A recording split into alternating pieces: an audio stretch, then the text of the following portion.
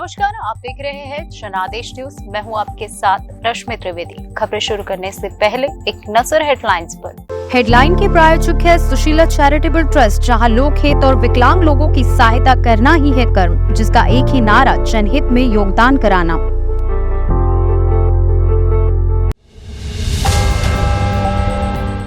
कोई 28 तो कोई 290 वोट से जीता। मध्य प्रदेश में रिकॉर्ड बना गए बीजेपी कांग्रेस के ये दिग्गज।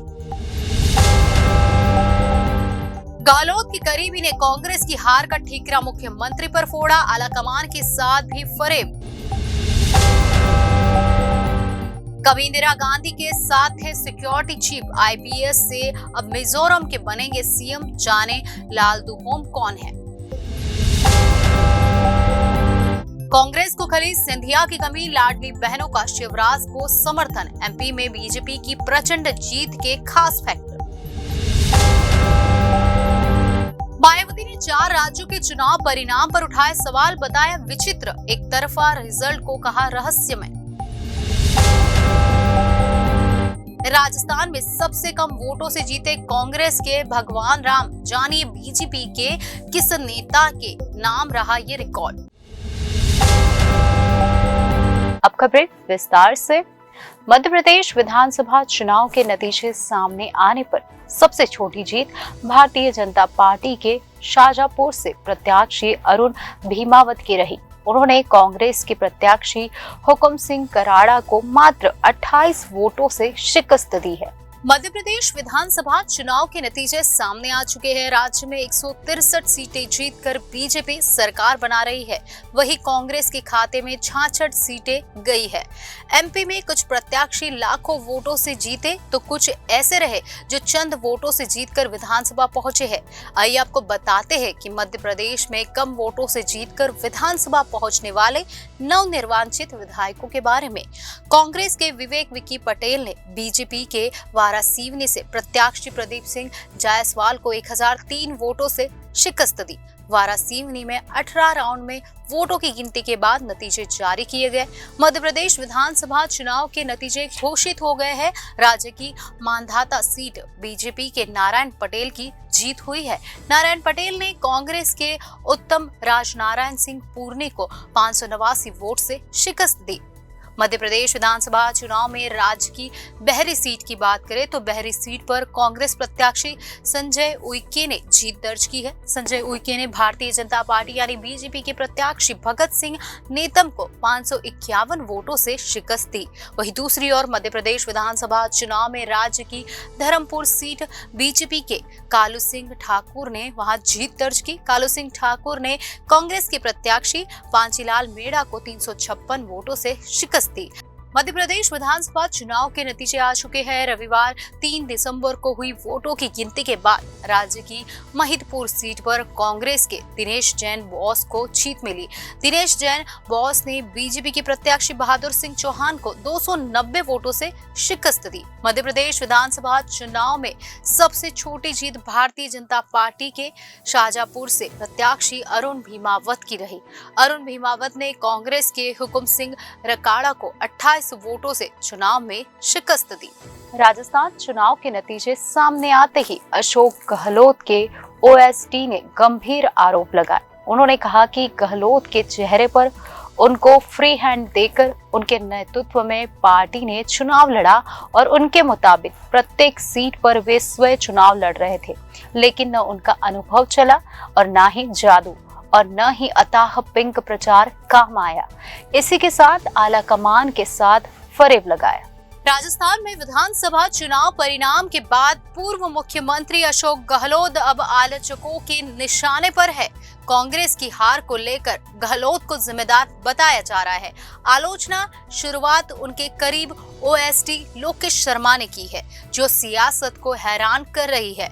लोकेश ने सोशल मीडिया प्लेटफॉर्म एक्स पर पोस्ट कर गहलोत पर जमकर हमले किए। उन्होंने कहा कि इस बार अशोक गहलोत का ना तो जादू चला, ना ही उनका अनुभव। हर बार की तरह कांग्रेस को उनकी योजनाओं के सहारे जीत नहीं मिली और न ही अताह पिंक प्रचार काम आया। तीसरी बार लगातार सीएम रहते हुए गहलोत ने पार्टी को फिर हाशिए पर लाकर खड़ा कर दिया। आज तक पार्टी से सिर्फ लिया ही लिया, लेकिन कभी अपने रहते पार्टी की सत्ता में वापसी नहीं करवा पाए गहलोत। सोशल मीडिया की पोस्ट के माध्यम से लोकेश शर्मा ने गहलोत पर जमकर निशाने किए। उन्होंने कहा कि गहलोत ने पार्टी को फिर से हाशिए पर लाकर खड़ा कर दिया है। उन्होंने कहा कि आज तक पार्टी से सिर्फ लिया ही लिया है, लेकिन कभी अपने रहते हुए पार्टी के सत्ता में वापसी नहीं कर पाए। आला कमान के साथ फरेब ऊपर तक फीडबैक नहीं पहुंचने देना, किसी को विकल्प तक नहीं बनने देना, अपरिपक्व और अपने फायदे के लिए जुड़े लोगों से घिरे रहना, आत्ममुग्धता से लेकर गलत और आपाधापी के फैसले लिए जाते रहे। उन्होंने आगे लिखा कि तमाम फीडबैक और सर्वे को दरकिनार कर गलत अपनी मनमर्जी और अपने पसंदीदा प्रत्याशियों को उनकी स्पष्ट हार को देखते हुए भी टिकट दिलवाने की जिद पर रहे। लोकेश शर्मा ने आगे लिखा कि आज के नतीजे पहले से तय थे। मैं स्वयं भी मुख्यमंत्री को यह बात बता चुका था, कई बार आगाह भी कर चुका था, लेकिन उन्हें ऐसी कोई सलाह या व्यक्ति अपने साथ नहीं चाहिए था जो सच बताए। अशोक गहलोत ने ओएसडी के रूप में कार्य कर चुके उनके करीबी लोकेश शर्मा अब उनके सबसे बड़े आलोचक बन गए हैं। उन्होंने सोशल मीडिया पर गहलोत को लेकर अपनी भड़ास निकाली। उन्होंने कहा कि अशोक गहलोत जी कभी कोई बदलाव नहीं चाहते थे, लेकिन यह कांग्रेस नहीं बल्कि अशोक गहलोत जी की शिकस्त है। उन्होंने आगे लिखा कि गहलोत के चेहरे पर उनको फ्री हैंड देकर उनके नेतृत्व में पार्टी ने चुनाव लड़ा और उनके अनुसार ही प्रत्येक सीट पर वह स्वयं चुनाव लड़ रहे थे। ना उनका अनुभव चला, ना जादू, और हर बार की तरह कांग्रेस को उनके प्रचार की योजनाओं के सहारे जीत नहीं मिली, ना ही अथाह पिंक प्रचार काम आया। लोकेश शर्मा ने सोशल मीडिया पर अपनी पोस्ट के माध्यम से अशोक गहलोत पर जमकर निशाना साधा। उन्होंने राजस्थान में कांग्रेस की हार के लिए अशोक गहलोत को जिम्मेदार बताया। उन्होंने कहा कि कांग्रेस की हार में 25 सितंबर की घटना महत्वपूर्ण है। उन्होंने कहा कि कांग्रेस हाईकमान का विद्रोह हुआ, उसके बाद से ही राजस्थान में खेल की शुरुआत हो गई। यह भी राजस्थान में कांग्रेस की हार का प्रमुख कारण है। मिजोरम में वोटों की गिनती में व्याप्ति होने पर 74 वर्षीय पूर्व आईपीएस अधिकारी लाल दुहोम और उनकी पार्टी जोरम पीपुल्स मूवमेंट चुनाव जीत की उम्मीद के साथ एग्जिट पोल में उभरे। जेडपीएम को मिजोरम में 28 से 35 सीटें जीतने का अनुमान था। लाल दुहोम ने राजनीति में प्रमुख भूमिका निभाई है। जब मिजोरम में वोटों की गिनती शुरू होती है तो 74 वर्षीय पूर्व आईपीएस अधिकारी लाल दुहोम और उनकी पार्टी जोरम पीपुल्स मूवमेंट पर ध्यान केंद्रित करती है। हाल के एग्जिट पोल में मिजोरम में जेडपीएम के लिए संभावित जीत का अनुमान लगाया गया। एग्जिट पोल में जेडपीएम को 28 से 35 सीटें हासिल करने का अनुमान जताया गया था। चुनाव रिजल्ट भी एग्जिट पोल सही साबित कर रहे हैं। जेडपीएम ने बहुमत का आंकड़ा पार कर लिया है। एमएनएफ के कई दिग्गज चुनाव हार गए हैं। राजनीति में लाल दुहोम की यात्रा असाधारण है। एक आईपीएस अधिकारी रहे लाल दुहोम राजनीति में आए। वह पूर्व प्रधानमंत्री इंदिरा गांधी के करीबी माने जाते हैं। गोवा कैडर के भारतीय पुलिस सेवा में एक अधिकारी रहे। लाल दुहोम का यहाँ तक पहुँचने का सफर बेहद दिलचस्प है। गोवा कैडर से वह केंद्रीय प्रतिनियुक्ति पर तक पहुँचे।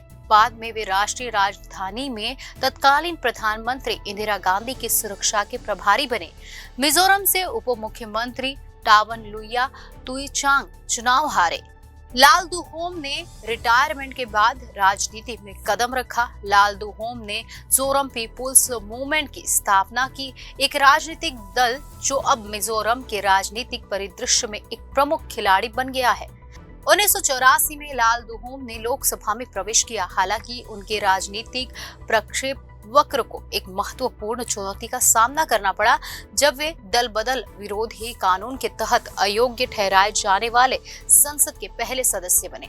वर्ष 2020 में लाल दुहोम को दल बदल विरोधी कानून का उल्लंघन करने के लिए विधानसभा के सदस्य के रूप में अयोग्यता का सामना करना पड़ा। हालांकि उन्होंने 2021 में शेरछीप सीट के लिए उपचुनाव जीतकर विजयी वापसी ली।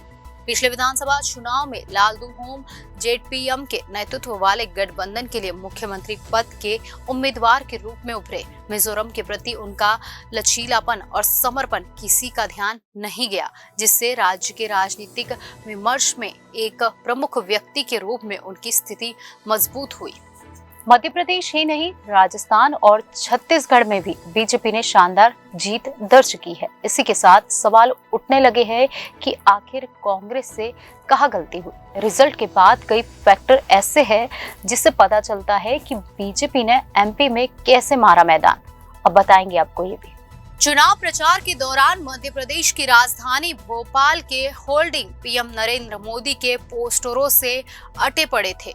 वोटरों ने पीएम मोदी के वादों की गारंटी पर वोट दिया है। करीब 18 साल से सरकार चला रहे शिवराज सिंह चौहान को किनारे किए जाने और दिग्गजों को चुनाव में उतारने की वजह से देश भर की निगाहें मध्य प्रदेश चुनाव पर लगी थी। मुकाबला बेहद कड़ा माना जा रहा था।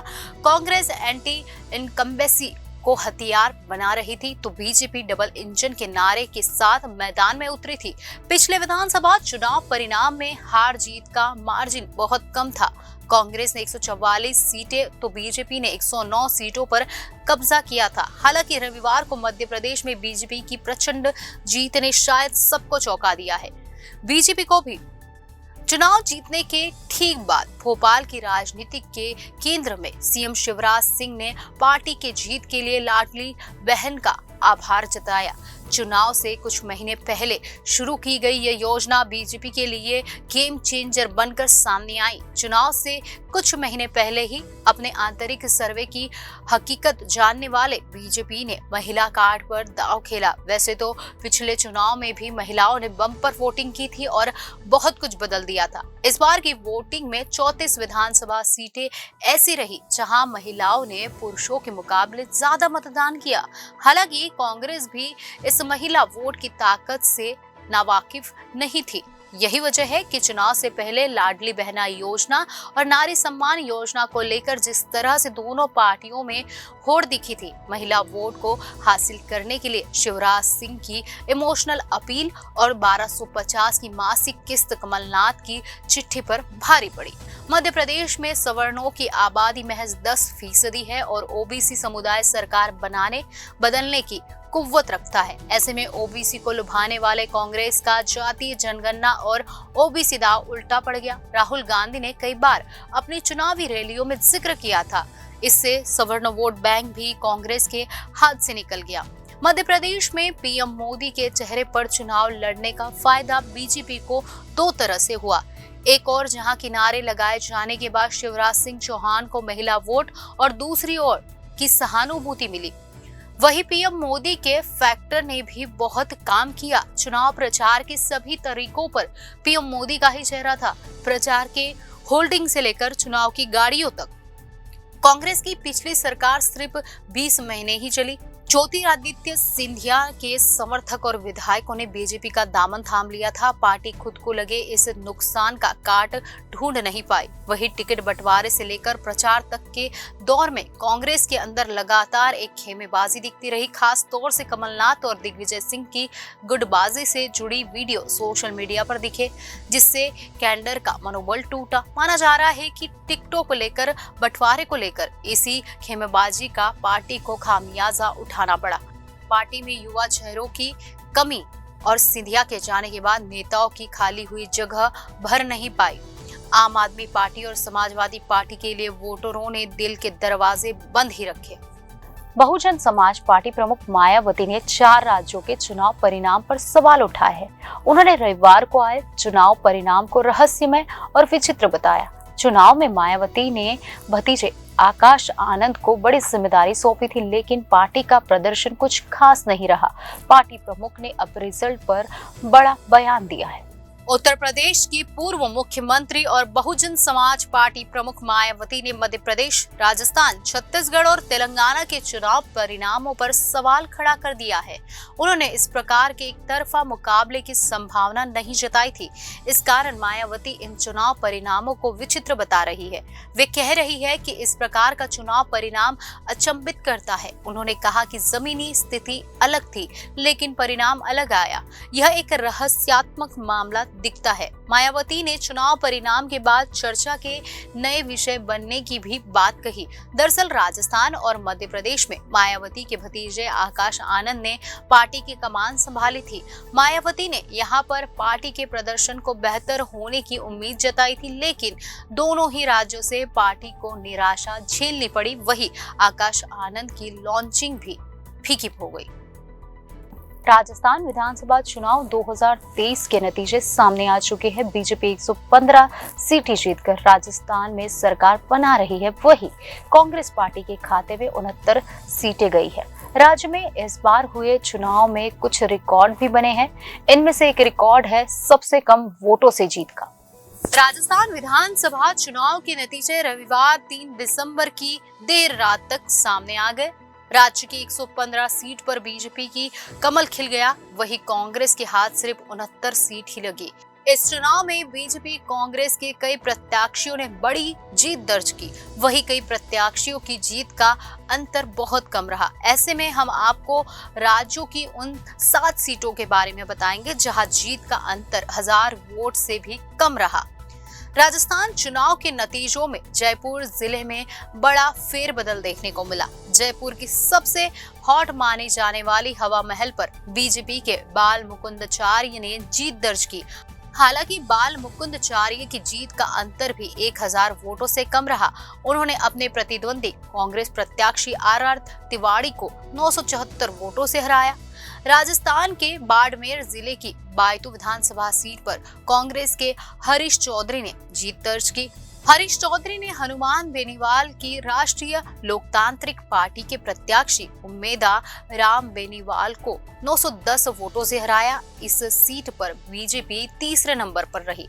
आगे बात करते कि राजस्थान की नौहर सीट पर कांग्रेस प्रत्याशी अमित चाचान ने जीत दर्ज की। अमित चाचान की जीत का अंतर 1000 वोटों से कम रहा। अमित चाचान ने बीजेपी के अभिषेक मटोरिया को 895 वोटों से हराते हुए जीत दर्ज की। आगे बात करते हैं भिलवाड़ जिले की जहाजपुर सीट पर बीजेपी के गोपीचंद मीना ने जीत दर्ज की। गोपीचंद मीना ने कांग्रेस के राष्ट्रीय सचिव धीरज गुज्जर को 580 वोटों से शिकस्त दी। वहीं आगे राजस्थान के झुंझुनू जिले की उदयपुर वाटी सीट से कांग्रेस के भगवान राम सैनी ने जीत दर्ज की। भगवान राम सैन ने बीजेपी के शुभकरण चौधरी को 416 वोटों से हराया। जिले के 5 सीटों पर कांग्रेस ने जीत दर्ज की, जबकि 2 सीट पर बीजेपी को सफलता मिली। राजस्थान की कठुमर सीट से बीजेपी प्रत्याशी रमेश खींची ने जीत दर्ज की। रमेश खींची ने अपने प्रतिद्वंदी कांग्रेस प्रत्याशी संजना को 409 वोटों से शिकस्त दी। कठुमर से 2 बार कांग्रेस के विधायक और 3 साल कांग्रेस जिला अध्यक्ष रहे रमेश खींची 2018 के चुनाव के वक्त बीजेपी में शामिल हुए थे। उस वक्त उन्हें बीजेपी ने टिकट नहीं दिया था। राजस्थान विधानसभा चुनाव के नतीजों में राज्य की कोटपूतली सीट पर बीजेपी के हंसराज पटेल ने जीत दर्ज की। हंसराज पटेल को 321 वोटों से जीत मिली है। उन्होंने कांग्रेस के राजेंद्र सिंह यादव को 321 वोट से शिकस्त दी। मध्य प्रदेश के विधानसभा चुनाव में विपक्षी दलों में खासा ड्रामा दिखा। विपक्षी गठबंधन इंडिया यहां बिखरता भी दिखा। वहीं कांग्रेस और भाजपा के मुकाबले के बीच छोटे क्षेत्रीय दल अपनी भूमिका खोते दिखे। चुनाव परिणामों ने भी यही साबित किया है। हालांकि चुनाव के दौरान अखिलेश यादव ने दावे तो बड़े-बड़े किए थे। मध्य प्रदेश के चुनाव परिणाम में तमाम राजनीतिक पंडितों को चौंका दिया है। चुनाव से पहले मुख्यमंत्री शिवराज सिंह चौहान के खिलाफ एंटी इनकम्बेंसी का फैक्टर चलने का दावा किया जा रहा था। तमाम राजनीतिक विश्लेषक मध्य प्रदेश में कड़ा चुनावी मुकाबला होने का दावा कर रहे थे। चुनाव परिणाम तमाम दावों के उलट रहा। भारतीय जनता पार्टी प्रदेश में 54 सीटों की बढ़त के साथ 163 सीटों पर जीत दर्ज करने में कामयाब हुई। वहीं कांग्रेस को 2018 के चुनाव परिणाम के मुकाबले 48 सीटों का नुकसान झेलना पड़ा। पार्टी 66 सीटों पर सिमटी। एमपी इलेक्शन 2023 में तमाम राजनीतिक दलों ने बड़े बड़े दावे किए थे। उत्तर प्रदेश की राजनीति में मुख्य विपक्ष की भूमिका निभा रहे समाजवादी पार्टी पूरे दमखम के साथ चुनावी मैदान में उतरा। पहले विपक्षी गठबंधन इंडिया के सहारे और आसरे अखिलेश यादव ने मध्य प्रदेश की राजनीति में बड़ा राजनीतिक विकल्प बनने का दावा किया। कांग्रेस के साथ गठबंधन टूटा तो अखिलेश ने अकेले दम पर चुनावी मैदान में बड़ी सफलता के दावे करने शुरू कर दिए। पार्टी ने 46 सीटों पर उम्मीदवार उतारे, लेकिन सफलता कहीं भी हाथ नहीं लगी। सपा के तमाम उम्मीदवारों की जमानत जब्त हुई। अखिलेश यादव की रणनीति पर अब सवाल उठने लगे हैं। अखिलेश यादव ने यूपी चुनाव 2022 में प्रदेश में बड़ी जीत के दावे के साथ सत्ता में वापसी का दम भरा था, लेकिन योगी मोदी के चेहरे के सहारे भाजपा यूपी सत्ता में वापस करने में कामयाब हो गई। अखिलेश को प्रदेश में सफलता नहीं मिली तो उन्होंने पार्टी को राष्ट्रीय पहचान दिलाने की रणनीति पर काम करना शुरू कर दिया। विधानसभा चुनाव के परिणाम में अखिलेश यादव की रणनीति पर ही बड़ा प्रश्न चिन्ह लगा दिया है। मध्य प्रदेश में समाजवादी पार्टी ने 46 सीटों पर उम्मीदवार उतारे। अखिलेश ने उम्मीदवारों के पक्ष में जोरदार प्रचार किया। सभाओं में उन्होंने कांग्रेस और भारतीय जनता पार्टी दोनों पर हमले किए। राष्ट्रीय स्तर पर विपक्षी गठबंधन इंडिया की वकालत करने वालों को यह अच्छा नहीं लगा। अब भले ही इंडिया के सहयोगी कांग्रेस पर आरोप लग रहे हैं, लेकिन अखिलेश की रणनीति भी सवालों के घेरे में है। अखिलेश यादव ने मध्य प्रदेश के मुख्यमंत्री शिवराज सिंह चौहान को उनके गढ़ में चुनौती देने के लिए महामंडलेश्वर स्वामी वैराग्यानंद उर्फ मिर्ची बाबा को टिकट दे दिया। हिंदुत्व की राजनीति के जरिए उन्होंने प्रदेश के नेता के खिलाफ उम्मीदवार देकर बड़ा संदेश देने की कोशिश की। इसका लाभ तो नहीं मिला। सपा को मिलने वाले परंपरागत वोटर भी छिटक गए। पिछली बार पार्टी ने एक सीट जीती थी। करीब 5 सीटों पर उनके उम्मीदवार टक्कर में दिखे थे, लेकिन इस बार किसी भी सीट पर पार्टी का प्रदर्शन बेहतर नहीं रहा। शिवराज सिंह चौहान के खिलाफ बुधनी से उतरे मिर्ची बाबा ने लखनऊ में जिस प्रकार का माहौल बनाया था, शिवराज को हराने तक का दम भर दिया था। वह बुधनी से कुल मिलाकर 136 वोट हासिल करने में कामयाब हुए। शिवराज सिंह चौहान 1,64,991 वोट हासिल करने में कामयाब हुए। उन्होंने कांग्रेस के विक्रम मस्तल शर्मा को 1,04,974 वोटों से हराया। विक्रम शर्मा महज 59,977 वोट हासिल कर सके। शिवराज को क्षेत्र के 70.7% मतदाताओं का समर्थन मिला। वही दूसरे नंबर पर रही कांग्रेस 25.71% वोट हासिल कर सकी। वही अखिलेश के कथित दमदार उम्मीदवार ने 0.6% वोट हासिल किया। वे पूरी तरह से फेल साबित हुए। समाजवादी पार्टी का प्रदर्शन मध्य प्रदेश चुनाव में निराशाजनक रहा।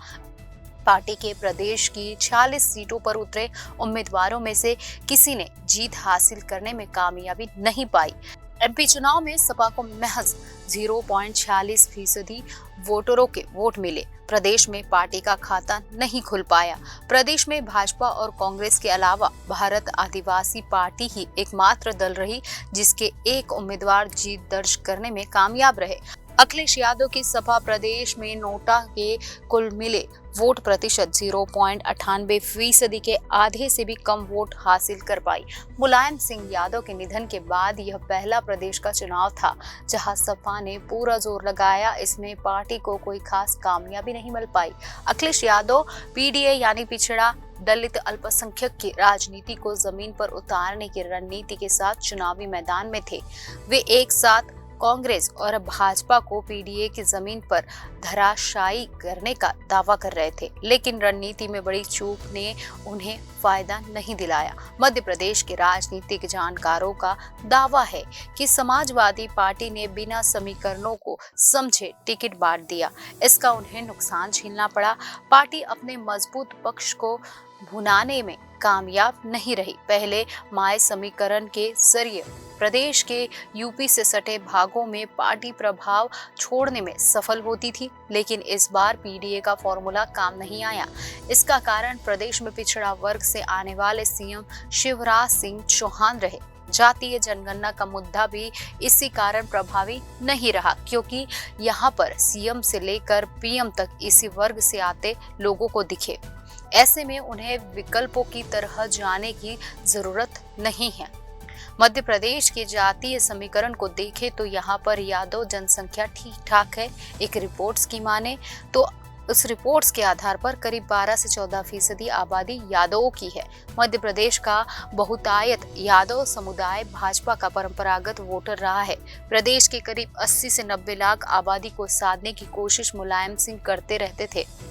उन्हें कुछ चुनाव में कामयाबी भी मिली, लेकिन यादव की बात छोड़ अखिलेश ने पीडीए की चर्चा शुरू की। यादव वोट बैंक भी सपा से दूर होता दिखा। वही भाजपा और कांग्रेस में राज्य स्तर पर कई बड़े यादव नेता है।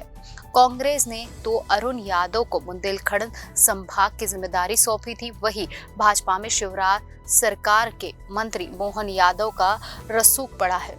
हालांकि इस बार के चुनाव में यादव वोट बैंक एक बार फिर भाजपा की तरफ जाता दिख रहा है। यह अखिलेश की चिंता बढ़ाने वाला है। साथ ही यह परिणाम उन्हें रणनीति बदलने के भी संकेत देता दिख रहा है। म्यांमार में सैन्य शासन जुंटा की फौज और 3 विद्रोही ग्रुप का अलायंस आमने सामने है। जुंटा के खिलाफ अलायंस की ताकत लगातार बढ़ रही है।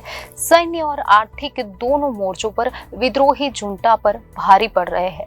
कई इलाके ऐसे हैं जहां स्पष्ट रूप से विद्रोही लड़ाकों का कब्जा है, तो कुछ में सैन्य शासन का नियंत्रण है। कई इलाकों को 2 ही पक्ष अपने नियंत्रण में करने के लिए लड़ाई लड़ रहे हैं।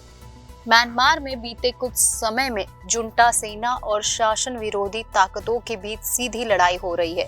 जुंटा को सत्ता पर अपनी पकड़ के लिए हालिया सालों के सबसे बड़े विरोध का सामना करना पड़ रहा है। इसका नतीजा ये हुआ कि म्यांमार के जुंटा शासकों के हाथों से देश के बड़े हिस्से का कंट्रोल निकल गया है। सशस्त्र विद्रोही लड़ाकों के मजबूत होने से जुंटा सिर्फ देश के अंदर ही नहीं बल्कि सीमावर्ती इलाकों और महत्वपूर्ण व्यापार मार्गों से भी बड़े पैमाने पर नियंत्रण खो रहा है। म्यांमार के सैन्य प्रमुख मिन आंग इस फरवरी 2023 में स्वीकार किया था कि शासन के पास म्यांमार की 330 टाउनशिप में से केवल 198 पर ही पूर्ण नियंत्रण है। जुंटा प्रमुख की स्वीकारोक्ति के बाद से 9 महीनों में चल रहे युद्ध में सैन्य शासन की स्थिति और भी खराब हो गई है। अक्टूबर में 3 जातीय सशस्त्र संगठनों में ब्रदरहुड अलायंस नेबरेशन 1027 शुरू कर दिया, जिसके परिणाम स्वरूप 126 सैन्य ठिकानों, 13 कस्बों, चीन म्यांमार सीमावर्ती कस्बों म्यूज और चीन वे हाव की ओर जाने वाले राजमार्गों पर कब्जा कर लिया गया। इसके बाद नवंबर में रखाइन राज्य में एक और सैन्य आक्रमण हुआ। द डिप्लोमेट्स की रिपोर्ट्स की माने तो म्यांमार के यांगून, मांडले, सांगांग और मागवे चीन और काया राज्यों में 50 टाउनशिप के मार्शल लॉ लगाया गया है। इन इलाकों में जुंटा और विद्रोही बलों के साथ नियंत्रण के लिए लड़ रहा है। अन्य क्षेत्रों में जुंटा की कोई सार्थक उपस्थिति नहीं है। ये वे क्षेत्र है जिन्हें विपक्ष की ओर से मुक्त क्षेत्र कहा जाता है। यहाँ राष्ट्रीय एकता सरकार और स्थानीय समूह ने एक वैकल्पिक प्रशासन बनाया है। भारत म्यांमार सीमा क्षेत्र में सक्रिय प्रतिरोध समूहों में से कुछ इस बात को लेकर आशावादी है कि सांगांग क्षेत्र और चीन राज्य में उनके क्षेत्रों को भी ऑपरेशन 1027 के तहत नियंत्रण में ले लिया जाएगा। यह इस संघर्ष में सबसे अधिक प्रभावित क्षेत्र में से एक रहे हैं। नवंबर की शुरुआत में विद्रोहियों के संयुक्त हमले के बाद जुंटा सेना को खंबत से बाहर निकाल दिया गया था। जनवरी और मार्च के बीच डिप्लोमेट की टीम ने वसंत क्रांति पर जानकारी इकट्ठा करने के लिए गुप्त रूप से चीन राज्य और सांगांग क्षेत्र में हैमुअल, न्यू हैमुअल, थानटलांग, कलाय और तामू का दौरा किया। विद्रोही समूहों और सेना की जीत हासिल करने के लिए विविध रणनीति अपना रहे हैं। कई ऐसे क्षेत्र हैं जहां जूटा की उपस्थिति नहीं है, जहां जूटा सेना जाने से भी डरती है। कई ऐसे क्षेत्र भी है जहां दोनों पक्ष अधिक क्षेत्र पर नियंत्रण के लिए क्रूर प्रतिस्पर्धा में लगे हुए हैं। ऐसे में अभी संघर्ष लंबा चलता दिख रहा है। वेनेजुएला और पड़ोसी गुयाना के बीच युद्ध भड़कने की आशंका प्रबल हो गई है। वेनेजुएला के राष्ट्रपति निकोलस मादुरो ने एक जनमत संग्रह कराया है, जिसमें उन्होंने पड़ोसी गुयाना के एक बड़े इलाके पर दावा ठोका है। यह इलाका तेल और खनिज से भरा हुआ है, जिसको लेकर 100 साल से विवाद है। लैटिन अमेरिका के दो देशों के बीच तलवारें खिंच गई है और जंग जैसे हालात बनते दिखाई दे रहे हैं। वेनेजुएला और पड़ोसी देश गुयाना के बीच घने जंगलों से भरे एग्जोक्यूइबो इलाकों को लेकर तनाव गहरा हो गया है। वेनेजुएला के लोगों ने राष्ट्रपति निकोलस मादुरो की सरकार की ओर से कराए गए जनमत संग्रह में इसके क्यूइबो इलाके को वेनेजुएला के अंदर शामिल करने पर अपनी सहमति जता दी। यह इलाका अरबों डॉलर के तेल भंडार और खनिजों से भरा हुआ है और यही वजह है कि वेनेजुएला इस पर कब्जा करना चाहता है। वेनेजुएला का दावा है कि एक सदी से भी ज्यादा समय पहले जब दोनों देशों के बीच सीमा का बंटवारा हुआ था, तब गुयाना ने इसके क्यूइबो इलाके को चुरा लिया था। इस जनमत संग्रह के बाद अभी यह स्पष्ट नहीं है कि वेनेजुएला के राष्ट्रपति मादुरो कैसे जनमत संग्रह के परिणामों को लागू करेंगे, लेकिन गुयाना को बड़ा डर सता रहा है। गुयाना को लग रहा है कि यह जनमत संग्रह इसके क्यूइबो इलाके को देश से काटने की दिशा में एक कदम है। वेनेजुएला की राष्ट्रीय चुनाव परिषद ने अब तक 1 करोड़ से ज्यादा वोटों की गिनती की है, लेकिन अभी वोटों के पड़ने का सिलसिला जारी है। वेनेजुएला के मतदाताओं से सवाल किया गया कि क्या वे विवादित इलाके में एक राज्य स्थापित करने का समर्थन करते हैं। इस जनमत संग्रह में इसके क्यूइबो इलाके में रहने वाले और भविष्य के लोगों को वेनेजुएला की नागरिकता देने को लेकर भी सवाल किया गया है। इसके अलावा संयुक्त राष्ट्र की शीर्ष अदालत के न्यायाधिकार क्षेत्र को खारिज करने को भी कहा गया है। इस वोट के बाद अब वेनेजुएला और गुयाना के बीच जंग भड़कने का खतरा बढ़ गया है। इसके क्यूइबो इलाके घने जंगलों से घिरे हुए हैं और गुयाना के कुल क्षेत्रफल का 2/3 है। वेनेजुएला बहुत लंबे समय से इलाकों पर अपना दावा करता रहा है। उसका कहना है कि जब स्पेन का यहाँ पर उपनिवेश तथा यह इलाका उसकी सीमा के अंदर आता है। वेनेजुएला ने साल 1899 में अंतर्राष्ट्रीय मध्यस्थों की ओर से कराई गई मध्यस्थता को भी खारिज कर दिया। इस मध्यस्थता में उन दौरान गुयाना को एक ब्रिटिश उपनिवेश करार दिया गया था। यह पूरा विवाद उस समय ज्यादा बढ़ गया जब हाल ही में इसके क्यूइबो इलाकों में बहुत बड़े पैमाने पर तेल के भंडार मिले हैं। अब वेनेजुएला के राष्ट्रपति राष्ट्रवादी भावनाओं को भड़का रहे हैं और दावा कर रहे हैं कि वेनेजुएला का इस इलाके पर ऐतिहासिक अधिकार है, जिसे गलत तरीके से खारिज कर दिया गया था। वही गुयाना ने कहा कि यह धमकी उसके अस्तित्व के लिए खतरा है। हमास के दक्षिण इजराइल पर हमले के बाद से ही गाजा पट्टी में लड़ाई जारी है। हमास के हमले में 1200 से ज्यादा इजरायलियों की जान गई, तो इजराइल की सेना के हमलों में 15,000 से ज्यादा फिलिस्तीनियों की जान जा चुकी है। दोनों पक्षों की ओर से अपने अपने दावे भी किए जा रहे हैं। इजराइल लगातार हमास को खत्म करने की कसम भी खा रहा है, लेकिन ये कब तक हो पाएगा? अब क्या ये युद्ध एक नई करवट लेने जा रहा है? इजराइल और हमास के बीच गाजा पट्टी में जारी लड़ाई को अब 2 महीने का समय होने जा रहा है। 7 अक्टूबर को लड़ाई छिड़ने के बाद 24 नवंबर से 1 दिसंबर तक विराम हुआ और इसके बाद फिर से लड़ाई शुरू हो गई। 24 नवंबर से पहले तक इजराइल के ज्यादातर हमले उत्तरी गाजा में थे, जिसमें आईडीएफ ने उत्तरी गाजा के ज्यादातर हिस्से पर नियंत्रण कर लिया था। अस्थायी युद्ध विराम के बाद आईडीएफ हमास की उन टुकड़ियों को निशाने पर ले रहे हैं जो अभी भी संगठित प्रतिरोध कर रहे हैं। आईडीएफ ने खान यूनिस के आसपास के क्षेत्रों में हवाई हमले और गोलाबारी भी की है, जिसे गाजा के लादेन यहाँ सीनवार का गढ़ कहा जाता है। हालांकि बड़ी संख्या में सेना को इजराइल ने अभी वहां नहीं भेजा है। यरूशलम पोस्ट की रिपोर्ट की माने तो युद्ध में फिलहाल ऐसा लग रहा है कि आईडीएफ अपनी सेना को तभी दक्षिण में ले जाएगा जब निकट अवधि में अपने बंधकों की वापसी की उम्मीद नहीं रहेगी। इजरायली फोर्स एक बार पूरी तरह से दक्षिण गाजा की ओर रुख कर लेगी तो फिर इजराइल को हमास पर सीधे हमले और अधिक बंधकों को बचाने के लिए बीच में से किसी एक को चुनना पड़ेगा। अब तक इजराइल हमास को कमजोर करने में कामयाब रहा, वही उसको बंधकों को छुड़ाने के लिए एक सप्ताह का युद्ध विराम भी करना पड़ा, जिसमें उसको 114 बंधकों की रिहाई कराने में कामयाबी मिली। लेकिन अभी भी उसके करीब इतने ही लोग हमास के पास बंधक है। ऐसे में सवाल है कि ये युद्ध अब किस ओर बढ़ेगा। हिजबुल्लाह को पीछे धकेलने के लिए आईडीएफ क्या दक्षिणी लेबनान में आक्रमण करेगी या फिर वह तीसरे पक्ष के माध्यम से हिजबुल्लाह के साथ किसी समझौते तक जाएगी। ये भी सवाल है कि हिजबुल्लाह किसी समझौते पर हस्ताक्षर करने के बाद इसका उल्लंघन करता है तो आईडीएफ क्या करेगी।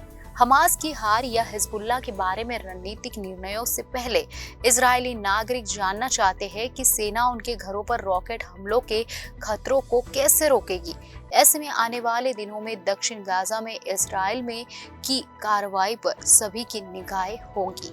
खबरों में आज बस इतना ही। आने वाली सभी खबरों को जानने के लिए आप जुड़े रहिए जनादेश न्यूज के साथ।